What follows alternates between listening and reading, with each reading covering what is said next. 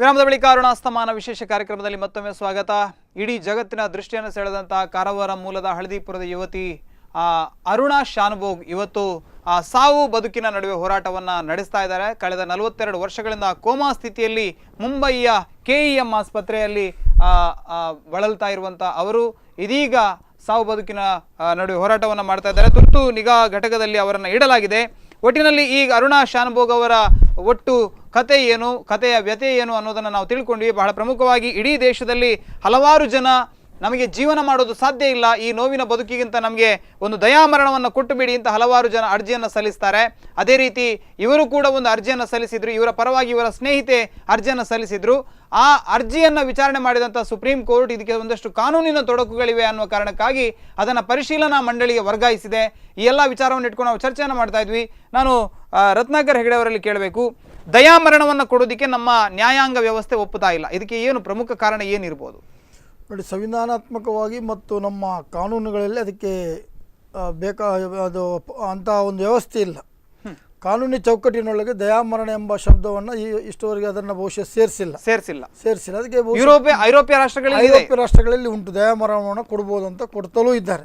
ಅದಕ್ಕೆ ಭಾರತದ ಸಂವಿಧಾನದ ತಿದ್ದುಪಡಿ ಆಗಬೇಕಾದಿತ್ತು, ಅಥವಾ ಒಂದು ನಿರ್ದಿಷ್ಟವಾದ ಸರ್ವೋಚ್ಚ ನ್ಯಾಯಾಲಯದ ನಿರ್ದೇಶನ ಡೈರೆಕ್ಷನ್ ಬೇಕಾದಿತ್ತು, ಅಥವಾ ಸರ್ವೋಚ್ಚ ನ್ಯಾಯಾಲಯದ ಸಂವಿಧಾನ ಪೀಠದಲ್ಲಿ ಅಂಥ ವಿಚಾರಗಳನ್ನು ಚರ್ಚಿಸಿ ಅದನ್ನು ಕೊಡ್ಬೋದು ಬೇಡ ಎಂಬ ಬಗ್ಗೆ ಈಗಾಗಲೇ ಎಲ್ಲ ಸ್ಟೇಟ್ಗಳಿಗೂ ಮತ್ತು ಕೇಂದ್ರ ಸರ್ಕಾರಕ್ಕೂ ನೋಟಿಸ್ ಕೊಟ್ಟು ಸಂವಿಧಾನ ಪೀಠವನ್ನು ರಚಿಸಿಕೊಟ್ಟು ಅದರಲ್ಲಿ ಕೂಡ ತೀರ್ಪನ್ನು ಕೇಳಿದಾಗೆ ಬಂದಿದೆ. ಅದಕ್ಕೆ ವಿರುದ್ಧವಾದ ತೀರ್ಪನ್ನು ಕೊಟ್ಟಿದ್ದಾರೆ. ಅಂತೂ ಇನ್ನು ಭಾಳಷ್ಟು ಕೂಗುಗಳು ಅಂಥದ್ದು ಇದ್ದರೂ ಕೂಡ ಭಾರತ ಅದಕ್ಕೆ ಪಾರ್ಲಿಮೆಂಟಿನಲ್ಲೇ ನಾವು ಅಮೆಂಡ್ಮೆಂಟನ್ನು ತಂದು ಆ್ಯಕ್ಟನ್ನು ಮಾಡಿ ಅದನ್ನು ಜಾರಿಗೆ ತರುವಂಥ ವ್ಯವಸ್ಥೆಯನ್ನು ಮಾಡಬೇಕಾಗಿತ್ತು. ದಯಾಮರಣ ಈಗ ಇರುವ ವ್ಯವಸ್ಥೆಯಲ್ಲಿ ಅವಕಾಶ ಇಲ್ಲ, ಈಗ ವ್ಯವಸ್ಥೆಯಲ್ಲಿ ಅವಕಾಶಗಳು ಕಾಣುವುದಿಲ್ಲ. ದಯಾಮರಣವನ್ನು ಜಾರಿಗೆ ತಂದರೂ ಕೂಡ ಅನೇಕ ಸಂದರ್ಭಗಳಲ್ಲಿ ಇದರ ದುರುಪಯೋಗ ಆಗುವಂಥ ಸಾಧ್ಯತೆಗಳು ಕೂಡ ಇರುತ್ತವೆ. ಈಗ ನರ್ಸು ಅರುಣಾ ಶಾನುಭೋಗ್ ಅವರ ಪ್ರಕರಣ ನೋಡಿದಾಗ ಕೊಟ್ಟರೆ ಒಳ್ಳೆದಿತ್ತು ಎಂಬ ಭಾವನೆಗಳು ತುಂಬಾ ಜನರಲ್ಲಿ ಇರಬಹುದು. ಅವರ ಗೆಳತಿ ಒಬ್ಬರ ವಾದ ಇದು. ಪಿಂಕಿ ವಿರಾನಿ ಅನ್ನುವರು ಅವರ ಮೇಲೆ ಪುಸ್ತಕವನ್ನು ಬರೆದಿದ್ದಾರೆ, ಆ ಪತ್ರಕರ್ತೆ ಅರ್ಜಿಯನ್ನು ಹಾಕಿರುವಂಥದ್ದು. ಆಕೆಗೆ ದಯಾಮರಣವನ್ನು ಕೊಡು, ಈಗ ಇರುವ ಸ್ಥಿತಿಯಲ್ಲಿ ಇರುವುದಕ್ಕಿಂತ ದಯಾಮರಣವನ್ನು ಕೊಟ್ಟರೆ ಆಕೆ ಸುಖವನ್ನು ಅನುಭವಿಸ್ತಾಳೆ, ಅಥವಾ ಈ ಒಂದು ಕೆಟ್ಟ ಸ್ಥಿತಿಯಿಂದ ಆಕೆಯನ್ನು ಪಾರು ಮಾಡಬಹುದು ಎಂಬ ಒಂದು ಕಾರಣಕ್ಕಾಗಿ ಅವರು ಕೋರ್ಟ್ನ ಮೆಟ್ಲನ್ನು ಏರಿದ್ದಾರೆ. ಮತ್ತು ಇದರ ಬಗ್ಗೆ ಬಹಳಷ್ಟು ವರ್ಷಗಳಿಂದ ಜುಡಿಷಿಯರಿಯಲ್ಲಿ ವಾದ ವಿವಾದಗಳು ಆಗಿ ತೀರ್ಪುಗಳು ಬಂದಿರುತ್ತವೆ. ಆದರೆ ದಯಾಮರಣವನ್ನು ಕೊಟ್ಟಾಗ ನಾವು ಇನ್ನೊಂದು ಮುಖವನ್ನು ಕೂಡ ಅದರ ಮುಖವನ್ನು ಕೂಡ ನೋಡಬೇಕಾಗ್ತದೆ.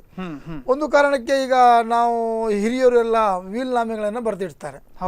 ಈ ವೀಲ್ನಾಮೆ ಫೋರ್ಸಿಗೆ ಬರುವುದು ಯಾವಾಗಂದ್ರೆ ಅವರ ಸತ್ತ ನಂತರ. ಈಗಲೇ ನಾವು ಅನೇಕ ಪ್ರಕರಣಗಳಲ್ಲಿ ವೀಲುನಾಮೆ ಜಾರಿ ಬರಬೇಕು ಎಂಬ ಉದ್ದೇಶದಿಂದ ಕೊಲೆಗಳನ್ನು ಮಾಡಿದ್ದುಂಟು. ಈಗ ತಂದೆಯನ್ನ ತಾಯಿಯನ್ನ ಅಥವಾ ಇನ್ನೊಬ್ಬರನ್ನ ಕೊಂದಾಗ ಇಮಿಡಿಯೇಟ್ಲಿ ಅದು ವಿಲ್ ನಾಮೆ ಸತ್ತಾಗ ಪೋರ್ಸಿ ಬರ್ತದೆ, ಜೀವಂತ ಇದ್ದಾಗ ಪೋರ್ಸಿ ಬರುತ್ತೆ. ಪೌರಪಟಾರನೆಲ್ಲ ಜೀವಂತ ಇದ್ದಾಗ, ಸತ್ತಗೊಳ್ಳೆ ಹೋಯ್ತದು. ವೀಲ್ ನಾಮೆ ಎಂಬುದು ಸತ್ತಾಗ ಪೋರ್ಸಿ ಬರ್ತದೆ. ಈಗ ಒಂದು ಮನೆಯಲ್ಲಿ ಒಬ್ಬರು ವೀಲ್ ನಾಮೆ ಮಾಡಿರ್ತಾರೆ, ಅವರು ಸಾಯುವ ಒಂದು ಹಂತದಲ್ಲಿ ಇರುವುದಿಲ್ಲ, ಬಹಳಷ್ಟು ವರ್ಷ ಬದುಕುವಂತ ಸ್ಥಿತಿ ಇರ್ತದೆ. ಮಕ್ಕಳು ಅಥವಾ ಸಂಬಂಧಿಕರು ಯಾರಿಗಾದ್ರೆ ಬೆನಿಫಿಷಿಯರ್ಸ್ ಇದ್ದಾರ ಅವ್ರಿಗೆ ಗೊತ್ತಿದ್ರೆ ಆಕ್ಚುಲಿ ವೀಲ್ ನಾಮೆಯನ್ನ ಬೆನಿಫಿಷರಿ ಗೊತ್ತಾಗಬಾರ್ದಂತಲೂ ಉಂಟು. ಆದ್ರೂ ಕೂಡ ಗೊತ್ತಾದಾಗ ಅವರು ಒಂದು ಕಾರಣಕ್ಕಾಗಿ ಅವರನ್ನ ಮುಗಿಸಿದ್ರೆ ತಮಗೆ ಈ ಆಸ್ತಿ ಬರ್ಬೋದೆಂಬ ಕಾರಣಕ್ಕೆ ಅವರನ್ನ ಪ್ರಜ್ಞೆಯನ್ನ ಕಳ್ಕೊಳ್ಳುವಂತ ಏಟನ್ನ ಕೊಟ್ಟ, ಅಥವಾ ಇನ್ನೊಂದು ಕಾರಣಕ್ಕಾಗಿ ಯಾವುದೋ ಮೆಡಿಸಿನ್ ಕೊಟ್ಟ, ಅಥವಾ ಇನ್ನೇನೋ ಮಾಡಿ ಅವರು ಪ್ರಜ್ಞಾವಸ್ಥೆಯಲ್ಲಿ ಇಲ್ಲದಾಗೆ ಮಾಡಿ ಹಲವಾರು ವರ್ಷಗಳ ಕಾಲ ಆ ಥರ ಮಾಡಿ ನಂತರ ಇದರ ಮೆಡಿಕಲ್ ಸರ್ಟಿಫಿಕೇಟ್ಗಳನ್ನು ಹಿಡಿದುಕೊಂಡು ನಂತರ ಅವರು ಇದೇ ಪ್ರಕರಣದಲ್ಲಿ ದಯಾಮರಣವನ್ನು ಕೊಡಬೇಕೆಂಬ ಕಾರಣಕ್ಕೆ ದಯಾಮರಣ ಅರ್ಜಿಯನ್ನು ಹಾಕಿದಾಗ ನೋಡಿ, ಯಾವುದೋ ಒಂದು ದುಷ್ಕೃತ್ಯಕ್ಕೆ ನಾವು ಅವಕಾಶ ಮಾಡಿಕೊಟ್ಟಾಗ ಆಗ್ತದೆ. ಈ ಒಂದೇ ಕಾರಣಕ್ಕೆ ದಯಾಮರಣ ಇದೆ ಎಂಬ ಕಾರಣಕ್ಕೆ ಆತನನ್ನ ಒಂದು ಅದಕ್ಕೆ ಏನಾದ್ರೆ ವೆಜಿಟೇಟಿವ್ ಸ್ಟೇಟಸ್ ಅಂತ, ಈಗ ನರ್ಸ್ ಅರುಣವರ ಶಾನುಭೋಗ್ ಅವರ ಪೊಸಿಷನ್ ಅನ್ನ ವೆಜಿಟೇಟಿವ್ ಸ್ಟೇಟಸ್, ಸಾಯಲು ಇಲ್ಲ ಬದುಕಲು ಅಂತ ಆ ಮಧ್ಯದಲ್ಲಿ ಇರುವಂತ ಪರಿಸ್ಥಿತಿಯನ್ನ ಆ ಸ್ಥಿತಿಗೆ ತಂದು ಅನೇಕ ದುರುಪಯೋಗಗಳು ಆಗುವಂತ ಸಾಧ್ಯತೆಗಳಿರ್ತವೆ. ನಮ್ಮಲ್ಲಿ ದೊಡ್ಡ ಡೆಮೋಕ್ರೆಟಿಕ್ ಕಂಟ್ರಿ, ಎರಡನೇ ಅತಿ ದೊಡ್ಡ ಜನಸಂಖ್ಯೆ ಇರುವಂತಹ ರಾಷ್ಟ್ರ. ಹಾಗಾಗಿ ಜನರ ಮೇಲೆ ಪರಿಣಾಮವನ್ನು ಬೀರುವ ಸಾಧ್ಯತೆಗಳಿವೆ. ಹಾಗಾಗಿ ಇದನ್ನ ಇದೊಂದು ಬಹಳಷ್ಟು ಡಿಬೇಟ್ ಮಾಡುವಂಥ ವಿಚಾರ. ಮತ್ತು ಈವರೆಗೆ ಏನು ನಮ್ಮ ಚರ್ಚೆ ಆಗಬೇಕು ಇದರ ಬಗ್ಗೆ. ಜುಡಿಷಿಯರಿ ತೀರ್ಪನ್ನು ಕೊಟ್ಟಿದ್ದೇವೆ, ಅದನ್ನು ನಾವು ಗೌರವಿಸಲೇಬೇಕಾಗ್ತದೆ ಕೊಟ್ಟ ತೀರ್ಪನ್ನು. ಈಗ ಐದು ಮಂದಿ ನ್ಯಾಯಮೂರ್ತಿಗಳಿರತಕ್ಕಂಥ ಪೀಠಕ್ಕೆ ಈ ಪ್ರಕರಣವನ್ನು ವರ್ಗಾಯಿಸಲಾಗಿದೆ. ಅಲ್ಲಿಂದ ನಂತರ ಆ ಪ್ರಕರಣ ಏನಾಗತ್ತೆ? ಈಗ ಸಂವಿಧಾನ ಪೀಠ ಅಂದರೆ 5 ಜನ ಅಥವಾ 7 ಜನರ ಜಡ್ಜಸ್ ಇರುವಂಥ ಸಂವಿಧಾನ ಪೀಠ ಸರ್ವೋಚ್ಚ ನ್ಯಾಯಾಲಯದ ಮುಖ್ಯ ನ್ಯಾಯಾಧೀಶರು ಕಾನ್ಸ್ಟಿಟ್ಯೂಟ್ ಮಾಡ್ತಾರೆ. ಆ ತೀರ್ಪು ಫೈನಲ್ ಆಗ್ತದೆ. ಅದನ್ನು ಮತ್ತೆ ಅಪೀಲ್ ಮಾಡೋ ಹಾಗಿಲ್ಲ, ಅದನ್ನು ಕೇಳುವಂತಿಲ್ಲ. ಮತ್ತೆ ರಿವಿಷನ್ ಹಾಕ್ಬೋದು, ಮತ್ತೊಂದು ಕಾನ್ಸ್ಟಿಟ್ಯೂಷನ್ ಮಾಡಿ ಇನ್ನೊಂದು ಮಾಡಿ ಅಂತ ಅದರಲ್ಲಿ ರಿವಿಷನ್ಸ್ ಇತ್ಯಾದಿಯನ್ನು ಹಾಕಲಿಕ್ಕೆ ಕೆಲವೊಂದು ಸಾಧ್ಯತೆಗಳು ಇರುತ್ತೆ. ಇದ್ರೂ ಕೂಡ ಈ ಸಂವಿಧಾನ ಪೀಠ ಒಂದ್ಸರಿ ಕೊಟ್ಟ ತೀರ್ಪು ಅದು ಮಾನ್ಯತೆ ಆಗುವುದೇ ಜಾಸ್ತಿ ಆದಂಥ ವಿಚಾರಗಳು ನಮ್ಮಲ್ಲಿ ನಾವು ಕಾಣ್ತಾ ಇದ್ದೇವೆ. ಹಾಗಾಗಿ ಇದನ್ನು ಮತ್ತೆ ಬದಲಾವಣೆ ಮಾಡೋದು ಕಷ್ಟ ಆಗ್ತದೆ. ಸರ್, ಆ ಬಗ್ಗೆ ನಾನು ಇನ್ನಷ್ಟು ಪ್ರಶ್ನೆಯನ್ನು ಮಾಡ್ತೇನೆ ನಮಗೆ.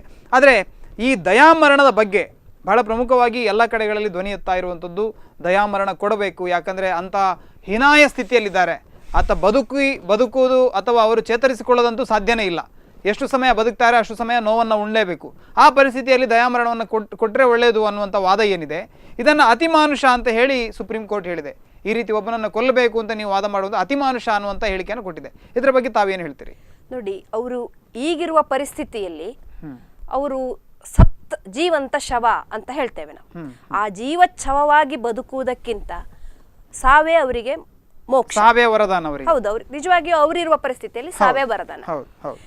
ಅವರು ಆಸ್ಪತ್ರೆಯ ನರ್ಸ್ ಆಗಿದ್ರಿಂದ ಆ ಆಸ್ಪತ್ರೆಯವರ ಮಾನವೀಯತೆಯಿಂದ ಅವರು ಇವತ್ತಿಗೂ ಕೂಡ ಬದುಕಿದ್ದಾರೆ.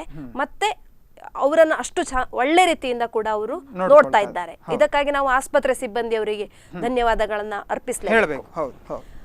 ಆದ್ರೆ ಬಹಳಷ್ಟು ಕೇಸ್ಗಳಲ್ಲಿ ಇವ್ರು ಹೇಳಿದಾಗೆ ಮಿಸ್ಯೂಸ್ ಆಗ್ತದೆ, ಖಂಡಿತವಾಗ್ಲಿಯೂ ಮಿಸ್ಯೂಸ್ ಆಗ್ತದೆ. ಆದ್ರೆ ಯಾವುದೇ ಕಾನೂನನ್ನು ತಂದ್ರೂ ಕೂಡ ಅದು ಮಿಸ್ಯೂಸ್ ಆಗಿಯೇ ಆಗ್ತದೆ. ಅದಕ್ಕೆ ದಯಾಮರಣವೇ ಆಗ್ಬೇಕಂತಿಲ್ಲ. ನೀವು ಯಾವ ಕಾನೂನನ್ನು ತಂದ್ರೂ ಕೂಡ ಅದರಲ್ಲೊಂದು ಗೀನೂನನ್ನ ಈಗ ಅತ್ಯಾಚಾರ ತಡೆ ಕಾನೂನನ್ನು ತಂದಿದ್ದಾರೆ. ನಿಜವಾದ ಅತ್ಯಾಚಾರ ಆಗಿರೋರು ಮನೆಯಲ್ಲಿ ಸುಮ್ಮನೆ ಇದ್ದಾರೆ, ಅಥವಾ ಯಾರೋ ಆಗದಿರೋರು ಯಾವುದೋ ಪೂರ್ವೋದ್ದೇಶವನ್ನು ಇಟ್ಟುಕೊಂಡು ಅದನ್ನೆಲ್ಲ ಮಾಡ್ತಾ ಇದ್ದಾರೆ. ಅಂದ್ರೆ ಕಾನೂನಿನ ಚೌಕಟ್ಟೇನಿದೆ ಆ ಪ್ರತಿಯೊಂದು ಕೇಸಲ್ಲಿ ಅವರು ಅದನ್ನ ಸರಿಯಾಗಿ ಸ್ಟಡಿ ಮಾಡಿಯೇ ಜಡ್ಜ್ಮೆಂಟ್ ಅನ್ನ ಕೊಡ್ಬೇಕಾಗ್ತದೆ. ಬಿಟ್ರೆ ದಯಾಮರಣವೇ ಬೇಡ ಅಂತ ಹೇಳುವುದು ಖಂಡಿತವಾಗ್ಲೂ ಸರಿಯಲ್ಲ. ಯಾಕೆಂದ್ರೆ ಎಷ್ಟೋ ಜನ ವೃದ್ಧರಿಗೆ ಮಕ್ಕಳು ನೋಡ್ತಾ ಇರೋದಿಲ್ಲ. ಈಗ ಕರ್ನಾಟಕದಲ್ಲಿ ಕರಿಬಸಮ್ಮ ಅಂತ ಒಬ್ರು, ಅವರು ಕೂಡ ದಯಾಮರಣಕ್ಕಾಗಿ ಅರ್ಜಿಯನ್ನ ಸಲ್ಲಿಸಿ ಹೋರಾಟವನ್ನು ನಡೀತಾ ಇದೆ. ನೋಡಿ, ಅವರಿಗೆ ಬರುವಂತಹ ಹಣ ಇಲ್ಲ, ಪಿಂಚಣಿ ಹಣ 500 ರೂಪಾಯಿ ತಿಂಗಳಿಗೆ ಬಂದ್ರೆ ಇವತ್ತಿನ ದಿನದಲ್ಲಿ ಅವರು ಊಟ ಮಾಡ್ತಾರಾ, ಔಷಧ ತರ್ತಾರಾ, ಯಾವ್ದನ್ನ ಮಾಡ್ತಾರೆ? ಮಕ್ಕಳಿಲ್ಲ. ಮಕ್ಕಳಿದ್ರೂ ಕೂಡ ರೋಗಿಯಾದವರನ್ನ ನೋಡ್ತಾರೆ ಅನ್ನುವ ಭರವಸೆ ಇವತ್ತಿನ ದಿನದಲ್ಲಿ ಇರುವುದಿಲ್ಲ. ಅಂತಹ ಸಂದರ್ಭಗಳಲ್ಲಿ ಬಹಳಷ್ಟು ಜನರಿಗೆ ಅವರು ಕಾನೂನು ಹೋರಾಟವನ್ನ ಮಾಡ್ತಾ ಇದ್ದಾರೆ ಅಂತಾದ್ರೆ ಅವರಿಗೆ ದಯಾಮರಣ ಮಾಡಬೇಕಾದಂತಹ ಕಾನೂನು ತರುವುದು ಅದರಲ್ಲೇನು ತಪ್ಪಿಲ್ಲ. ಹಾಗಂತ ನಾವು ಇದು ದುರುಪಯೋಗ ಆಗ್ತದೆ ಅನ್ನುವುದನ್ನೇ ದೃಷ್ಟಿಕೋನ ಇಟ್ಟುಕೊಂಡ್ರೆ ಯಾವ ಕಾನೂನನ್ನು ತರಲಿಕ್ಕಾಗುದಿಲ್ಲ. ಯಾಕಂದ್ರೆ ಯಾವ ಕಾನೂನು ತಂದ್ರೂ ಅದ್ರಲ್ಲಿ ದುರುಪಯೋಗ ವರದಕ್ಷಿಣೆ ಕಾನೂನು ದುರುಪಯೋಗ ಆಗ್ಲಿಲ್ವಾ?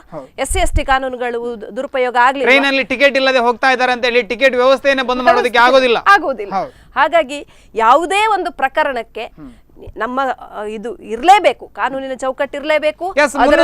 309ನೇ ಕಾಲಂನ ಬಗ್ಗೆ ಅವರು ಕರಿಬಸಮ್ಮ ಅವರು ಹೇಳ್ತಾ ಇದ್ದಾರೆ. 309ನೇ IPCU 309ನೇ ಕಾಲಂ ಅನ್ನ ರದ್ದುಗೊಳಿಸಬೇಕು ಅಂತ ಆಗ್ರಹ ಮಾಡ್ತಾ ಇದ್ದಾರೆ. ಈ 309 ಕಾಲಂ ಯಾವುದಕ್ಕೆ ಸಂಬಂಧಪಟ್ಟಿರೋದು ಹೆಗಡೆ ಅವರೇ?